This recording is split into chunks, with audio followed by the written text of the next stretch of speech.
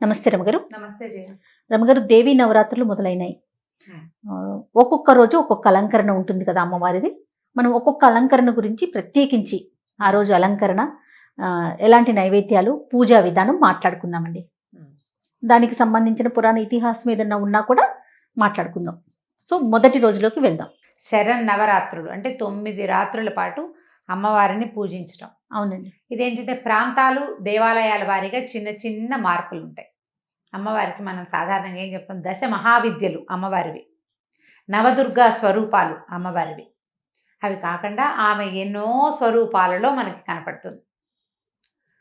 ఇప్పుడు అమ్మవారి యొక్క అంటే ఆదిశక్తి నుంచి 3 త్రిమాతలు వచ్చారని, మహాకాళి, మహాలక్ష్మి, మహాసరస్వతి స్వరూపాలు బయలువెళ్ళాయని, వీళ్ళు ముగ్గురు కూడా రకరకాల అవసరాన్ని బట్టి, ఆ సమయంలో వచ్చినటువంటి విపత్కర పరిస్థితులను బట్టి దుష్ట శిక్షణ, శిష్టరక్షణ కోసం రకరకాల స్వరూపాలు తీసుకున్నారు. అమ్మవారే స్వయంగా ఆదిశక్తే కాళికాదేవిగా స్వరూపం, తర్వాత చాముండిగా, చండికగా, అట్లా రకరకాల స్వరూపాలు తీసుకున్నారు. ఆయా స్వరూపాలకు సంబంధించిన రకరకాల రూపాలని, మళ్ళీ కాశీలో విశాలాక్షిగా ఉంది, తర్వాత ఏమో ఆ కాశీలోనే అన్నపూర్ణేశ్వరిగా ఉంది, కంచిలో కామాక్షి, మధురలో మీనాక్షి, పెదవాడలో కనకదుర్గమ్మ, ఇట్లా వేరు వేరు స్వరూపాలతో. అవి కాకుండా మనకి అష్టాదశ శక్తి పీఠాలలో 18 స్వరూపాలతోటి అమ్మవారు ఉంది. అది కాకుండా 54 శక్తి పీఠాలు ఉన్నాయంటారు, చిన్న చిన్న రకరకాల పీఠాలు. ఈ పీఠాలన్నిట్లలో కూడా వేరు వేరు రూపాలతోటి అమ్మవారి యొక్క సాన్నిధ్యం మనకు కనపడుతూ ఉంటుంది. దేవాలయాల ఆగమ విధానాన్ని బట్టి అక్కడ ఆ పద్ధతిలో పాటిస్తూ ఉంటారు. ఇప్పుడు మనం శ్రీశైలంలో అమ్మవారి పూజలు కనుక తీసుకుంటే, శ్రీశైలం అంటే మనకి ఒకటేమో అక్కడ 2 శక్తి క్షేత్రాలు, 2 క్షేత్రాలు. అమ్మవారేమో అష్టాదశ శక్తి పీఠాల్లో ఒకరైన భ్రమరాంబికాదేవి, అయ్యవారేమో మల్లికార్జునుడు. ఈ దీంట్లో మన జ్యోతిర్లింగాల్లో ఒకడైన మల్లికార్జున స్వామి, ఇద్దరు ఉన్నారు. అక్కడ అమ్మవారికి విశేషమైన సేవాకాలం జరుపుతారు. నవదుర్గా పూజా విధానంలో చేస్తారు. అమ్మవారికి 9 దుర్గల రూపంలో రోజుకొక దుర్గా స్వరూపాన్ని వెలయిస్తారు. దుర్గలు 9 మంది వరుసగా ఉన్నారు. శైలపుత్రి, బ్రహ్మచారిణి, అట్లా వరుసగా చంద్రఘంట, కూష్మాండ లైన్గా ఉన్నాయి. అట్లా 6 వరుస ప్రకారం అమ్మవారికి మొట్టమొదటి రోజున శైలపుత్రి అవతారం వేస్తారు. అక్కడ పద్ధతి అది. ఈ శైలపుత్రి అమ్మవారి ఎక్కడి నుంచి వచ్చారు? ఈవిడ సతీదేవి, పరమేశ్వరుని భార్య, దక్షిణ కుమార్తె అయినటువంటి సతీదేవి. ఆమె యోగాగ్నిలో తన శరీరాన్ని విడిచేసిన తర్వాత కాలంలో తారకాసుర సంహారం అని ఒక రాక్షసుడు వచ్చాడు, తారకాసురుడని. అతన్ని సంహరించడం కోసం శివపార్వతులు, అంటే శివుని యొక్క సంతానమే తారకాసురుని సంహరించగలదని ఒక ప్రథ వచ్చింది బయట. అతను అట్లాంటి వరాన్ని పొందాడు. పరమేశ్వరునికి సంతానం ఎట్లా కలుగుతుంది? సతీదేవి లేదు, ఆయన విరాగిగా ఉన్నాడు. కాబట్టి ఆదిశక్తి ఈ సతీదేవి యొక్క అంశని హిమవత్ పర్వతానికి పుత్రికగా జన్మింపజేసింది.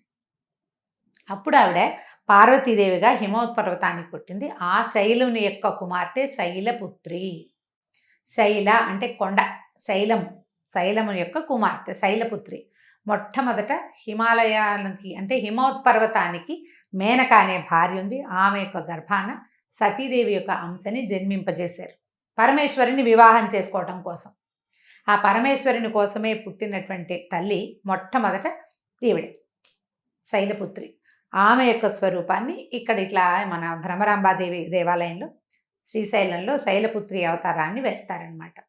ఈవిడికి ప్రత్యేకంగా చక్కగా తెల్లని చీర అవి కడతారు. ఆ రోజు విశేషంగా ఏం చేస్తారు? నైవేద్యంగా కట్టె పొంగల్ని నివేదన చేస్తారు.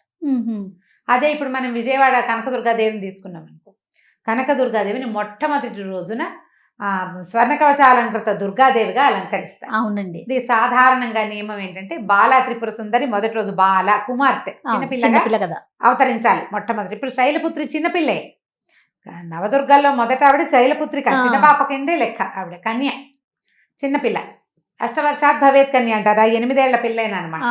ఇక్కడ మాత్రం బాలా త్రిపుర సుందరి దేవిగా అలంకరించవలసిన అమ్మవారిని ఈ మొదటి రోజున ఇక్కడ స్వర్ణ కవచంతో అలంకరించి అమ్మవారి యొక్క మహిమాన్విత శక్తి స్వరూపాన్ని చూపిస్తారు. కవచం ఎప్పుడు ధరిస్తారు? యుద్ధానికి వెళ్ళేటప్పుడు. అవును, అంతే కదా. స్వర్ణ కవచం అంటే ఇది బంగారు కవచం ధరించి అమ్మవారు అన్ని సర్వశక్తి సమన్వితంగా ఉన్న ప్రచండ రూపాన్నే చూపిస్తారు. అయితే మనకి కనకదుర్గమ్మ ఏంటంటే ఆవిడ ప్రచండ రూపిగా కనపడదు, ఒక చిన్న మొలక నవ్వు ఉంటుంది ముఖంలో. చిన్న నవ్వు. ఇవి ఏ సమయంలో చూడు, నువ్వు ఎన్నిసార్లు వెళ్ళు అదే నవ్వు. భయం గొల్పే అమ్మవారు కాదు, దుర్గా అంటే భయపెట్టేది. కానీ ఆ దుర్గలో ఒక నవ్వు కనపడుతుంది అనమాట. నీకోసమే నేను ఈ రూపాన్ని ధరించాననే అభయం ఇస్తున్న లాంటి నవ్వు. ఆమెకి ఈ స్వర్ణ కవచాన్ని ధరింపచేస్తారు. స్వర్ణ కవచాలంకృత దుర్గనే తొలి వేషంగా, తొలి అవతారంగా ఈ రోజున మొట్టమొదటి ఆ స్వరూపంలో చూపిస్తారనమాట. సాధారణంగా అందరూ పూజలు చేసుకునే మామూలు ప్రజలంతా కూడా మొదటి రోజు బాలా త్రిపుర సుందరిని, త్రిపుర సుందరి కాదు, బాలా త్రిపుర చిన్న పాప అనమాట. ఈ మొదటి రోజున బాలికలని అర్చించడం మన సాంప్రదాయం. బాలిక అంటే 2 నుంచి 9 సంవత్సరాల లోపల కన్యలని, ఎవరినైనా ఒక పిల్లని లేదా 9 మంది కన్యల్ని అయినా అర్చించవచ్చు. మొదటి రోజు ఒక కన్యకి బొట్టు, కాటిక, పసుపు అన్ని పెట్టి ఆమెని అమ్మవారి స్వరూపంగా భావించి బాలా స్వరూపంగా అమ్మవారిని భావించటం, ఆమెకి భోజనం పెట్టి తర్వాత వస్త్రాధికాలు ఇవ్వడం మన సాంప్రదాయం. పద్ధతి ప్రకారం అట్లా చేసుకోగలిగితే. అయితే మనకి విజయవాడలో స్వర్ణ కవచాలంకృత దుర్గని వేస్తారు కదా, అమ్మవారికి కూడా ఈ పూట ఈ కట్టె పొంగలి అవి నివేదన చేస్తారు. ఇక్కడ కూడా అదే పంథా ఉంది. మనం ఇళ్లల్లో చేసుకునే వాళ్ళు అయితే కనుక మొదటి రోజున కొద్దిగా పులగము, కట్టె పొంగలి, పాయసము ఇట్లా ఏదైనా సరే ఒక పదార్థాన్ని చేసుకుని అన్నంతో నివేదన చేసుకోవాలి. బాలికకి 2 ఏళ్ల లోపల పసిబిడ్డకి కాదు, ఆ బాల మనకి ఎట్లా ఉండాలంటే ఒక ముద్ద అన్నం పెడితే అది తీసి నోట్లో పెట్టుకునేంత పిల్ల కావాలి మనకి. అన్నం తీసిన కింద పెట్టిన అన్నాన్ని నోట్లో పెట్టుకుంటే మనకి ఫలితం బాగుంటుంది అనిపిస్తుంది. పిల్ల అన్నం తిందనుకోండి, మనం ఏదో ఒక పాపకి తెచ్చి పూజ చేసాము, పాదాలకు పసుపు రాసాం, చక్కగా పారణ పెట్టాం, బొట్టు పెట్టాం, బుగ్గనో చుక్క పెట్టాం, చిన్న చిటి పిల్లకుంటే దానికి జల్లో 2 పువ్వులు పెట్టాం, సరదాగా బాగుంది, చక్కగా పూజ చేసుకుని మనకు సంతోషంగా ఉంటుంది. ఒక ముద్ద కూడా అన్నం పెట్టలేకపోతాం, మనకు సంతోషం తీరదు, మనసు తీరదు. అన్నం తినే రకం వయసు ఉన్న పిల్లని పెట్టుకోవాలి. మళ్ళీ ఈ ఏడాది పెరిగితే ఒక్కొక్క వయసు పాపకి ఒక్కొక్క పేరు కూడా ఉంటుంది. ఈ బాల దగ్గర నుంచి 9 ఏళ్ళ దాకా, 9 నిండిన పిల్లలు పనికిరారు. 9వ సంవత్సరం వస్తే ఇంకా ఆపేస్తారనమాట. ఆ వయసు వరకు పైగా ఇది చేసుకునేటప్పుడు, ఈ బాల పూజ చేసేటప్పుడు కుల నియమం లేదు. బ్రాహ్మణ కన్య కావాలని, ఇంకో కన్య కావాలని నియమం లేదు. ఈవెన్ బ్రాహ్మణులకు కూడా ఉండదు. ఎవరినైనా సరే ఎవరికైనా సరే బాలకి నియమం లేదు. సువాసిని పూజకి మాత్రం కొంత నియమాలు ఉంటాయి, ఎవరి పద్ధతి ప్రకారం వాళ్ళు చేసుకోవచ్చు. సువాసిని పూజ అంటే విశేషంగా ఇట్లా పూజ చేయకపోయినా మన వాకిట్లోకి వచ్చిన ఏ ముత్తైదుకైనా సరే బొట్టు పెట్టి ఒక పండు ఫలం చేతిలో పెట్టండి. ఆమెని అమ్మవారిగా, లలితా పరమేశ్వరిగా భావించి నమస్కారం చేసుకోండి. వయసు నియమం కూడా లేదు. చిన్నవాళ్ళు పెద్దవాళ్ళు దండం పెట్టకూడదు, ఆ నియమం కూడా ఈ రోజుల్లో ఉండదు. చిన్న పిల్లలకైనా అమ్మవారిగా భావించి మనం నమస్కారం చేసుకోవచ్చు. ఎట్లా నోవుల్లో చేస్తాం కదా, అట్లా ఈ 9 రోజులు ఇలా చేయొచ్చు. మొదటి రోజున మాత్రం బాలా స్వరూపమే మొట్టమొదటి పూజ. అక్కడ శైలపుత్రి, ఇక్కడ స్వర్ణ కవచాలంకృత దుర్గని వేస్తారు. అయితే మనం మామూలుగా చూడు, ఈ కార్తీక మాసంలో కార్తీక పురాణం చెప్పుకుంటాం, అవునండి. మాఘ మాసంలో మాఘ పురాణం చెప్పుకుంటాం. తర్వాత మార్గశిరంలో ఏమో అప్పుడు కూడా మనం తిరుపావై లాంటివో భాగవత కథ చెప్పుకుంటాం. ఇప్పుడు మరి అమ్మవారి సాన్నిధ్యం ఉండే రోజులు కదా, అందుకని ఏం చేద్దామంటే మనం దేవి భాగవతం నుంచి రోజుకొక కథ చెప్పుకుందాం. తప్పకుండా అండి. అది ఈ అవతారంతో సంబంధమే ఉండక్కర్లేదు. భాగవత కథ, దేవి భాగవతంలో ఇచ్చే కథ. ఎవరి దగ్గరైనా దేవి భాగవతాలు ఉంటే చదువుకోవచ్చు ఈ 10 రోజులు. చాలా చోట్ల చండీ పారాయణం చేస్తారు, సప్తశతి పారాయణ చేస్తారు, రకరకాల లలితా శాస్త్రం చదువుకుంటారు. ఎవరి శక్తి అనుసారం వాళ్ళు. మనము ప్రేక్షకులకి అందించే కానుక ఏంటంటే ఈ దసరా 9 రోజులు రోజుకొక అమ్మవారి సాన్నిధ్యాన్ని తెలియజేసేటువంటి ఒక కథని చెప్తాం. తప్పకుండా రమ్మగారు. ఒకసారట సూత మహాముని ఆయన శిష్యులు అడిగారు.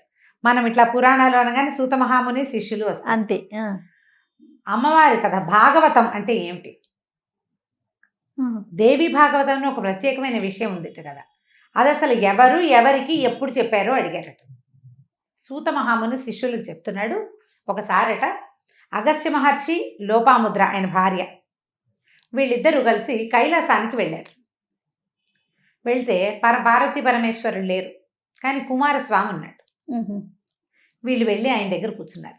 స్కందుడు అంటే 6 ముఖాలు కలిగిన వాడు, షణ్ముఖుడు కదా. అవును, 6 ముఖాలతోటి మహాప్రీతిగా మాట్లాడతారట ఆయన. ఎంత బాగుంటుందో వినడానికి. అయితే ఈ అగస్త్య మహర్షి, లోపాముద్ర ఆయన దగ్గర కూర్చుని, ఆయన అమ్మకి సంబంధించిన విషయాలు ఏమైనా చెప్పు, ఏదైనా మహత్తరమైన కథలు నీ దగ్గర నుంచి వినాలనుకుంటున్నాం అని అడిగితే, అప్పుడు ఆయన ఏం చెప్పాడంటే, అమ్మ దేవి భాగవతం అత్యద్భుతమైన కథనం. భగవతిని గురించి చెప్పే కథలే భాగవతం అంటే. ఆహా. భగవతి కథే భాగవతం. దేవి భాగవతపు కథలు అమోఘమైన కథలు ఉన్నాయి. అమ్మవారి గొప్పతనాన్ని చెప్పుకునే కథలు అన్నీ కాదన్నాడు. ఎన్నో కథలు ఉన్నాయి అంటే మాకు ఒక కథ చెప్పమని అడిగారు. అడిగితే అప్పుడు ఆయన ఒక కథ చెప్పాడట. ఈ చెప్పిన కథ ఏంటంటే, పూర్వం వైవస్వత మను వంశానికి చెందిన శ్రాద్ధదేవుడు అని ఒక రాజుగారు ఉండేవాడు. ఆయన భార్య పేరు శ్రద్ధ. వీళ్ళకి చాలా కాలం సంతానం కలగలేదట. కలకపోతే బాగా వాళ్ళ గురువుగారిని అడిగితే ఆయన ఏమన్నారు, పుత్రకామేష్టి చేసుకోమన్నారు. ఆయన కుమారుడు కోసం మొదలుపెట్టాడు. మొదలుపెడితే ఈ శ్రద్ధాదేవికి కుమార్తె కావాలని ఉంది. అయితే పూజ ఈ హోమం చేసే ఋత్విక్కి చెప్పింది పుత్రికా మంత్రం చదవమని. ఆయన పుత్రికా మంత్రం చదివాడు. తీరా అగ్నిహోత్రం నుంచి ఒక కుమార్తె జన్మించింది ఇలా దేవి పేరుతోటి. ఈయన నిర్ఘాంతపోయాడు. ఇదేమిటి, నేను కొడుకు కావాలనుకుంటే కూతురు పుట్టింది అని. మళ్ళీ వశిష్ఠ మహర్షిని అడిగాడు. నాకు పుత్రుడు కావాలని కోరుకున్నాను, నన్ను పున్నామ నరక నుంచి రక్షిస్తాడని బాలిక జన్మించిందంటే అప్పుడు ఆయన నీ భార్య ఇలా కోరింది కాబట్టి ఇట్లా జరిగింది, మంత్రం సవరిస్తాను, మళ్ళీ హోమం చేయమన్నాడు. మళ్ళా హోమం చేసేసరికల్లా ఈ ఇలాగా జన్మించిన బాలిక సుద్యుమ్నుడనే కుమారుడిగా మారిపోయింది. మగపిల్లవాడిగా మారింది. స్త్రీగా పుట్టి పురుషుడిగా మారింది. హోమం యజ్ఞం వల్ల మారింది. సుద్యుమ్నుడని పేరు పెట్టుకున్నారు. సరే, చాలా కాలం తల్లిదండ్రులతోటి ఉన్నాడు ఆయన. ఆయనకి వివాహం కూడా అయ్యింది. వివాహం అయిన తర్వాత ఒకనాడు సుద్యుమ్నుడు తన పరివారంతో కలిసి వేటకెళ్ళాడు. వేటకెళ్ళేసరికి ఆ వేటలో ఎక్కడికో చాలా దూరం వెళ్ళిపోయారు. సరే, బాగా దాహం వేస్తుందని నీరు ఎక్కడుందో వెతుకుతూ ఒక వనంలోకి ప్రవేశించారు. అది కుమారవనం దాని పేరు. ఒకప్పుడట పార్వతీ పరమేశ్వరులు వాళ్ళిద్దరూ ఏకాంతంగా సంచరించేవాళ్ళు. ఆ వనంలో ఎవ్వరూ లేకుండా ఉండేవాళ్ళు. ఎవ్వరూ లేకుండా భార్యాభర్తలే ఇద్దరే ఉన్నప్పుడు వాళ్ళు ఎలాగైనా ఉండుండొచ్చు. అయితే మహర్షులు కొంతమంది పరమేశ్వర దర్శన కాంక్షతోటి ఈ వనంలోకి ప్రవేశించారు. అది అయ్యవారు అమ్మవారు ఏకాంతంగా ఉండే వనం అని వాళ్ళకి తెలియలే. ఆయన అక్కడ ఉన్నాడని వచ్చేసారు. వాళ్ళు వచ్చేసరికల్లా పార్వతీదేవి పరమేశ్వరుని ఒళ్ళో ఉంది. ఆమె చాలా సిగ్గుపడింది, బాధపడిపోయింది. వీళ్ళు నేను ఏకాంతంగా ఉన్నప్పుడు చూశారండి. ఈ వెంటనే తెలుసుకున్న మునులు పారిపోయారు, పరిగెత్తుకుంటూ వెళ్ళిపోయారు. అక్కడి నుంచి వెనక్కి వెళ్ళిపోయారు. కానీ ఆవిడ చాలా ఫీల్ అయ్యి హర్ట్ అయింది. పరమేశ్వరుడు ఆమెను సముదాయించి, నువ్వు బాధపడకు, ఇది మన ఏకాంత వనం కదా, ఈ వనంలోకి ఏ పురుషుడు ప్రవేశించినా స్త్రీగా మారిపోతాడని చెప్పారు. మారిపోతాడు, నువ్వు ఇంకా బాధపడద్దని ఆవిడని ఓదార్చారు. ఆ వనంలోకి ఈ సుద్యుమ్నుడు తన పరివారంతో సహా ప్రవేశించాడు. మొత్తం పరివారం అంతా స్త్రీలుగా మారిపోయారు. గుర్రాలు ఆడగుర్రాలుగా మారిపోయినాయి. ఏం చేస్తారు, వాళ్ళు ఏమీ చేయలేపారు. పరివారం అంతా అడవుల్లో పడి తిరుగుతూ అలాగే తిరుగుతూ ఉండేవారు. అయితే ఈ సుద్యుమ్నుడు మొదట పుట్టక ఏమిటి, ఇలాగా పుట్టాడు. ఈయన ఇలాదేవిగా మారిపోయాడు. ఇంక అక్కడే పడి తిరుగుతూ ఉన్నాడు. ఈ అడవిలో బుధుడు, చంద్రుడికి తారకి జన్మించినటువంటి బుధుడు, ఆయన ఒక గ్రహంగా మారాడు తర్వాత కాలంలో. ఆయన ఇక్కడ తపస్సు చేసుకుంటున్నాడు. అప్పుడే వచ్చాడు తపస్సుకి. మహాసౌందర్యవంతుడు చంద్రుడే సౌందర్యవంతుడు. ఆయన కుమారుడు తారాదేవి గొప్ప చాలా సౌందర్యవతి. ఆయన యొక్క కుమారుడు ఈయన మరీ అందగాడు. ఆ అందగాడు ఈయన ఈ ఇలాదేవిని చూసి మోహించాడు. ఆవిడ కూడా మరి ఆవిడకి ఇంక తెలిసిందే ఉంది, ఆయనతో పాటు గాంధర్వ ఇదని వివాహం చేసుకుని ఆయనతో ఉండిపోయింది. తర్వాత చాలా కాలానికి ఆమెకు పురూరవుడని కుమారుడు కలిగాడు. ఈ పురూరవుడు కలిగేసరికి ఏమైంది, కొంతకాలం ఉన్న తర్వాత బుధుడు భార్యని కుమారుడిని వదిలిపెట్టి వెళ్ళిపోయాడు. కొంతకాలం సంసారంలో ఉన్నాడు, తర్వాత తపస్సుకి వెళ్ళిపోయాడు. ఈవిడకి జ్ఞానం ఉంది కొంత. క్రమంగా ఆవిడకి బాధ రావటం మొదలెట్టింది. ఏమిటి నా జీవితం, నా రాజ్యం లేదు, ఏమీ లేదు, ఈ పిల్లాడేమిటి, ఈ జీవితం ఏంటి, ఆయన వెళ్ళిపోవటం ఏంటి, నేను ఇక్కడ ఉండటమేమిటి అని ఈ దుఃఖంతో ఈ పిల్లాడిని వెంబడి పెట్టుకుని వశిష్ఠ మహర్షి దగ్గరికి వెళ్ళి ఆయన పాతిమలాడింది. నా పూర్వ రూపాన్ని నాకు ఇప్పించు, పురుష రూపాన్ని, ఏదైనా చెయ్యి నా కోసం అని. సరే, ఈయనేమనుకున్నాడంటే పురూరవుడు చక్రవర్తి లక్షణాలు ఉన్నాయి కుమారుడికి. ఇప్పుడు ఇక్కడ ఈ అడవిలో పుట్టిన పిల్లాడికి చక్రవర్తి ఎట్లా అవుతాడు? తండ్రి రాజు అయితే కుమారుడు చక్రవర్తి అవుతాడు. ఇప్పుడు తండ్రి ఏమో బుధుడు వెళ్ళిపోయాడు ఆకాశంలోకి, ఇక్కడ ఈ తల్లి ఉండిపోయింది. అందుకని ఏం చేశాడు ఈయన, పరమేశ్వరుడిని ప్రార్థించాడు. ప్రార్థిస్తే సరే పరమేశ్వరుడు ప్రత్యక్షమయ్యి ఏమన్నాడు, ఒక నెల పురుషుడిగా ఒక నెల స్త్రీగా ఉండే అవకాశం ఇస్తాను. పార్వతీదేవి శాపం, ఆమె చాలా నొచ్చుకుంది ఆ పరిస్థితుల్లో, నేను దాన్ని మరల్చలేను, కొంత మటుకు ఇస్తా అవకాశం, ఎందుకంటే నువ్వు అడిగావు కాబట్టి. బ్రహ్మమానస పుత్రుడు వశిష్ఠుడు, అందుకని నువ్వు అడిగావు కాబట్టి ఇది ఇస్తానన్నాడు అనేసరికల్లా సరే ఒప్పుకున్నాడు. ఇలాదేవి ఒప్పుకుంది దానికి. పిల్లాన్ని తీసుకుని తన రాజ్యానికి వెళ్ళిపోయింది. ఒక నెల రాజుగా ఒక నెల ఇలాగా ఉండటం మొదలుపెట్టారు. కానీ కొద్ది నెలలు గడిచేసరికి విరక్తి పుట్టిపోయింది ఆయనకి, ఆ సుద్యుమ్నుడికి విరక్తి పుట్టి మళ్ళీ వశిష్ఠుని పట్టుకున్నాడు. ఈ 2 జీవితాలు నేను మోయలేకపోతున్నాను, ఇంకేదైనా మార్గాన్ని సూచించమంటే అప్పుడు ఆయన పరమేశ్వరుని ప్రార్థిస్తే దేవి భాగవతాన్ని వినిపించు. దేవి భాగవత పారాయణ చేసిన అతను దగ్గర విన్నా కూడా ఇది పోతుంది, ఇతనికి పూర్తిగా పురుష రూపం వస్తుందని అమ్మవారు ఆజ్ఞిస్తే అప్పుడు ఈ సుద్యుమ్నుడనే మహారాజు వశిష్ఠ మహర్షి ద్వారా మొత్తం దేవి భాగవతాన్ని, దేవి సాన్నిధ్యం మొత్తాన్ని విన్నాడు. ఆ కథలన్నీ కూడా విని నవావరణంతో చాలా అత్యద్భుతంగా దేవి పూజ చేసి ఎందరో ఋత్విజుల్ని రావించి పెద్ద దేవీ యజ్ఞం చండీయాగాన్ని నిర్వహించి మహాద్భుతంగా దానాదులు నిర్వహించి అంత చేస్తే అప్పటికి ఆయనకి అమ్మవారి అనుగ్రహం వల్ల పరమేశ్వరుడు కూడా పూర్తిగా అనుగ్రహించలేకపోయాడు. కానీ దేవి భాగవత శ్రవణం వల్ల దానికి సంబంధించిన యజ్ఞయాగాదులు, హోమము, తర్పణము, దానము చేయడం వల్ల అతనికి పూర్తిగా పురుష రూపం సంప్రాప్తించింది. తర్వాత ఈ నెల నెల ఆడామగగా మారేది ప్రక్రియ పోయి అతను పూర్తిగా పురుషుడయ్యాక ఆయనకి ఇంకా 3-4 సంతానం కలిగారు. పురూరవుని చక్రవర్తిని చేసి ఆయన దీనికి వెళ్ళిపోయాడు అనమాట. మరి ఇప్పుడు పురూరవుడికి తల్లి అంటే ఎవరు రమ్మగారు? ఆయనే, తల్లి అయినా తండ్రి అయినా ఇంకా ఆయనే, అంతే కదా, అంతే, అదే కథ. ఆ తర్వాత ఇట్లా జరిగిందనమాట. దేవి భాగవతం అంత అత్యద్భుతమైనదని కుమారస్వామి మనకి అగస్త్యుడికి చెప్పాడని సూత మహాముని శిష్యులకు చెప్పారు. బాబా చెప్పేసరికి అగస్త్యుడికి చాలా సంతోషం. ఇంకా ఏమైనా చెప్పమని అడిగారు. ఇంకా అద్భుతమైన కథ ఇంకొకటి చెప్పారు. ఈ కథ మొదటి రోజు వింటున్నాం కదా. అత్యద్భుతమైన రెండో కథ కుమారస్వామి అగస్త్య మహర్షికి ఏం చెప్పారు రేపు విందాం మనం. తప్పకుండా అండి, తప్పకుండా. నమస్తే రమ్మగారు. నమస్తే జయ.